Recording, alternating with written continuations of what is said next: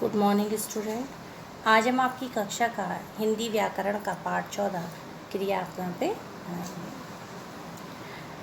ऊपर एक चित्र आपके बुक में आपको दिया हुआ है। ये एक अस्पताल है का दृश्य है।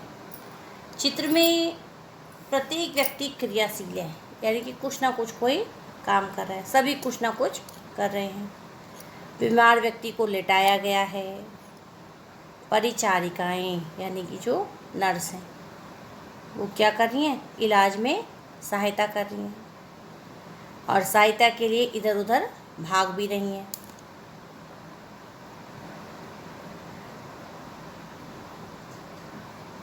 डॉक्टर मरीज को देखने के लिए आए हैं।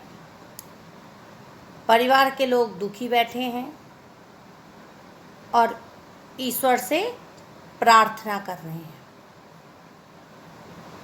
ठीक है, तो ये कुछ कर रहे हैं, लिटाया जा रहा है, दुखी बैठे हैं, ये सब वाक्य क्या है, क्रिया।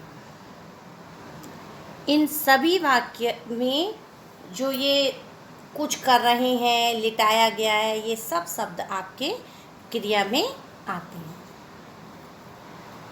जिन शब्दों से किसी कार्य करने या होने का बोध हो उसे हम क्रिया कहते हैं। अब आता है आपका धातु। प्रत्येक क्रिया का एक मूल रूप होता है जो उस क्रिया के प्रत्येक स्वरूप में समान रूप से मिलता है। यही क्रिया का अंश होता है जिसे हम क्या कहते हैं, धातु। पढ़ना, पढ़ता, पढ़ाता, पढ़ाई, ये सब क्या आते हैं, धातु। क्रिया का मूल रूप धातु कहलाता है। अब आता है आपका क्रिया के भेद। क्रिया के भेद दो आधार पर किए गए। प्रयोग, कर्म के आधार पर क्रिया के भेद, और रचना के आधार, रचना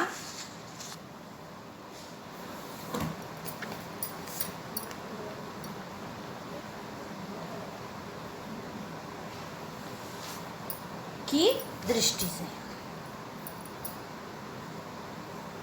रचना की दृष्टि से क्रिया के भेद। अब पहले आता है आपका क्रिया के आधार पे किए गए दो भेदों में सबसे पहले प्रयोग या कर्म के आधार पर क्रिया के भेद। सबसे पहले आता है सकर्मक क्रिया। सकर्मक क्रिया, सकर्मक शब्द बना है सौधन कर्मक से, और सौ का अर्थ होता है साथ, अर्थात कर्म के साथ।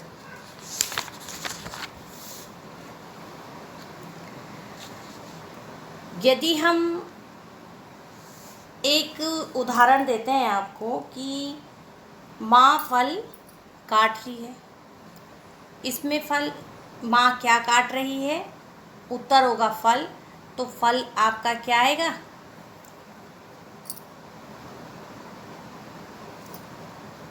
कर्म है, क्योंकि माँ क्या काटने का कार्य कर रही है, फल काटने का। तो माँ करता है, जो काटने की क्रिया कर रही है, इस क्रिया का प्रभाव माँ पर न पड़कर किस पे पड़ रहा है, फल पर। और फल क्या है, कर्म है। जिन वाक्यों में कर्ता द्वारा की गई क्रिया का फल कर्ता पर न पड़कर कर्म पर पड़ता है उसे हम सकर्मक क्रिया कहते हैं। सकर्मक क्रिया के दो भेद होते हैं। एक कर्मक क्रिया, जिस वाक्य में क्रिया का फल एक ही कर्म पर पड़ता है वो एक कर्मक क्रिया कहलाती है। जैसे दिवाकर पतंग उड़ा रहा है, इसमें उड़ा रहा है क्रिया है और उसका फल क्या है, पतंग पर पड़ रहा है, यानी कि कर्म पर पड़ रहा है। ये क्या है, एक ही कर्म है होने के कारण यह हो गई आपकी एक कर्मक क्रिया। अब आता है द्विकर्मक क्रिया। द्विकर्मक क्रिया में दो कर्म होते हैं, जिसमें पहला कर्म प्राणीवाचक होता है और दूसरा अप्राणीवाचक। जैसे परिचारिका यानी कि नर्स ने मरीज को दवाई दिलाई। मरीज को दवाई, तो मरीज प्राणीवाचक है और दवाई अप्राणीवाचक।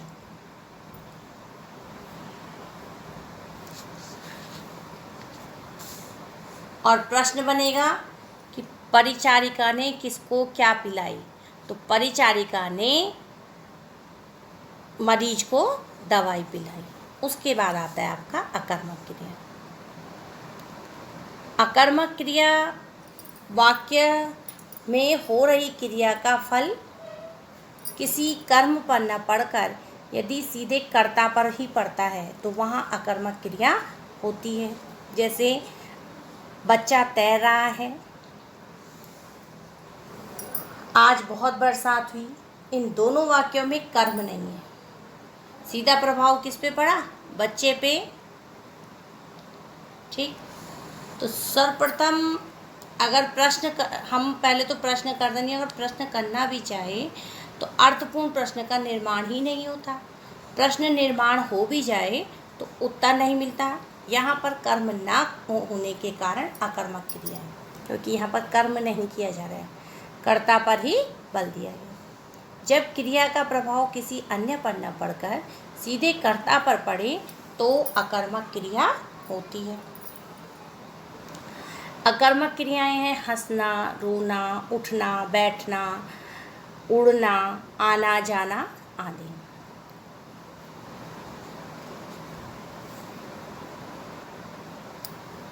अब आता है आपका रचना की दृष्टि से क्रिया के भेद। रचना की दृष्टि से क्रिया के चार भेद हुए। संयुक्त क्रिया, नाम धातु क्रिया, प्रेरणार्थक क्रिया और पूर्वकालिक क्रिया।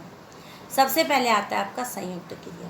जब एक से अधिक क्रियाएं मिलकर एक ही कार्य को पूरा करने का कार्य करती है तो संयुक्त क्रिया के नाम से जानी जाती है। जैसे निशांत बस से चला गया, ईशान खेलकर जा रहा है। तो यहाँ पर चला गया और जा रहा है, इन दोनों में एक से अधिक क्रियाओं का प्रयोग हुआ है। दोनों क्रियाएं मिलकर एक पूर्ण क्रिया का बोध करा रही है। दो या दो से अधिक क्रियाएं मिलकर जब किसी क्रिया को पूर्ण करती हैं तो संयुक्त क्रिया कहलाती है। जैसे चला गया है में चला मुख्य क्रिया है और गया सहायक क्रिया है। नाम धातु क्रिया। नाम धातु क्रिया ऐसे शब्द जो मूल रूप से क्रिया नहीं है पर उसमें प्रत्यय जोड़कर उन्हें क्रिया बनाया जाता है, उसे कहा जाता है नाम धातु क्रिया। जैसे हथियाना, बतियाना, अब बात का बना बतियाना, थपथपाना, सुख का बना सुखाना, ऐसी क्रियाएं। जैसे शारदा को धूप में कपड़े सुखाना पसंद है। कक्षा में प्रथम आने पर मास्टर जी ने मेरी पीठ को थपथपाया। अब इन वाक्य में आए शब्द सुखाना और थपथपाना दोनों ही क्रियाएं किससे बनी है, प्रत्यय जोड़कर। और प्रत्यय क्या जुड़ा, ना बनी है। सुखाना विशेषण बना है और थपथपाना अनुकरणवाची शब्द है। ठीक, क्रिया का वह रूप जो संज्ञा, सर्वनाम तथा अनुकरणवाची शब्दों से बनता है नाम धातु क्रिया कहलाता है। जैसे ना प्रत्यय जोड़ा बनी कुछ नाम धातु क्रिया इस प्रकार है। लज्जा, लज्जाना, झूठ, झुठलाना, दुख, दुखाना, सुख, सुखाना। तो ये क्या है, संज्ञा शब्दों से बनी नाम धातु क्रिया। अब आता है आपका सर्वनाम शब्दों से बने। सर्वनाम शब्द हैं गरम, नाम धातु क्रिया क्या हो गई, गरमाना। विशेषण शब्दों से फिल्म, फिल्माना, सूखा, सुखाना। अनुकरणवाची शब्द जैसे बड़बड़, टन टन, थप थप, ऐसे शब्द से क्या बना, बड़बड़ से बड़बड़ाना, थप से बना थपथपाना, खटखट से खटखटाना। तो ये होते हैं आपके अनुकरणवाची शब्द। उसके बाद आता है आपका प्रेरणार्थक क्रिया। जब कर्ता स्वयं काम न करके किसी दूसरे को कार्य करने के लिए प्रेरित करता है तो वहाँ पर आता है आपका प्रेरणार्थक क्रिया। जैसे माँ बच्चे को खाना खिलाती है। अब इसमें या फिर एक और उदाहरण देखिए कि रानी माली से पौधों में पानी डलवाती है। इन दोनों वाक्यों में कर्ता स्वयं कार्य न करके किसी और को कार्य करने की प्रेरणा दे रहा है, तो यहाँ आपका प्रेरणार्थक क्रिया हो जाएगा। इस प्रकार प्रेरणार्थक क्रिया के दो भेद होते हैं, प्रथम प्रेरणार्थक क्रिया और द्वितीय प्रेरणार्थक क्रिया। प्रथम प्रेरणार्थक क्रिया सरिता रोहन को लिखवाती है, पिता पुत्री का हाथ धुलाता है। इन दोनों वाक्यों में लिखने तथा धोना क्या है? क्रिया है। और इसके लिए क्या दिया गया है? क्रिया के लिए प्रेरणा दी गई है, तो ये क्या हो जाएगा? प्रथम प्रेरणार्थक क्रिया। फिर आता है आपका द्वितीय प्रेरणार्थक क्रिया। द्वितीय प्रेरणार्थक क्रिया में मंजू नौकरानी से कपड़े धुलवाती है। इस वाक्य में कर्ता क्रिया में स्वयं सम्मिलित नहीं हो रहा है, वह अन्य किसी को कार्य करने की प्रेरणा दे रहा है। जैसे मंजू किससे काम करवा रही है? क्रिया पूरा नौकरानी कर रही है, कपड़े धोने का काम। तो ये क्या है? द्वितीय प्रेरणार्थक क्रिया। अब प्रेरणार्थक क्रियाएं बनती कैसे हैं? अगर आपका मूल क्रिया है खाना, मूल क्रिया क्या है? खाना, तो उसका प्रथम प्रेरणार्थक हो जाएगा आपका खिलाना। और किसी दूसरे के द्वारा, जैसे नौकरानी के द्वारा बच्चे ने माँ को खाना खिलाया, तो वो क्या हो जाएगा? खिलवाना।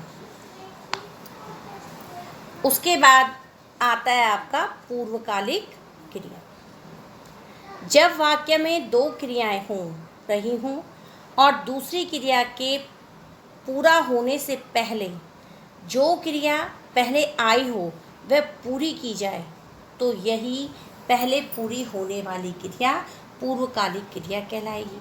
जैसे बिल्ली दूध पीकर भाग गई या चोर चोरी करके चला गया। इन दोनों में भाग गई और चला गया, दोनों क्रियाओं से पूर्व क्या हुआ?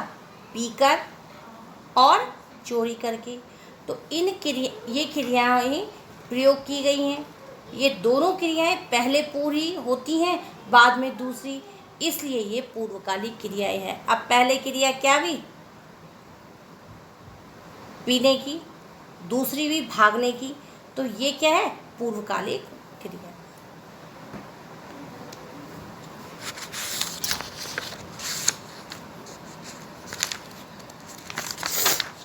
बच्चों, आपका पाठ यहीं समाप्त हुआ।